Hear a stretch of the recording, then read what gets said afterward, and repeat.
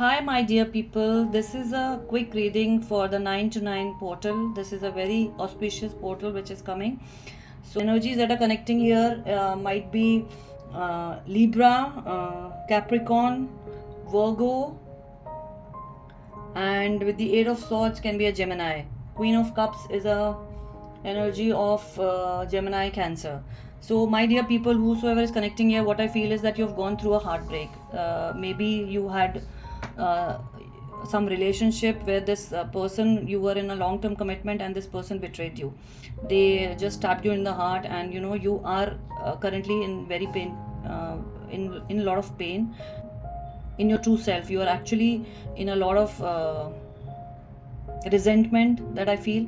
So the universe here is asking you to just take a break, just go within and heal yourself. Just maybe just move out of this relationship that you're in. Maybe go change places. Just if you're living together with this person, just move out of this place, and just go live separately somewhere, or maybe take a few days off, go on a vacation, go on a retreat, and try to heal yourself. Because until unless you move out of this person's energy, you will not be able to heal.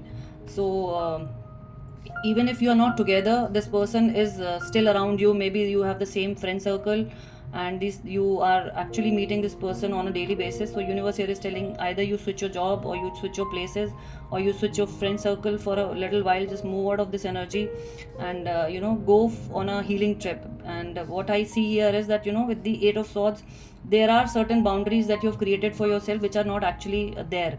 So you are actually unnecessarily reminiscing in the past, and you are not focusing on what is in store for you in the future.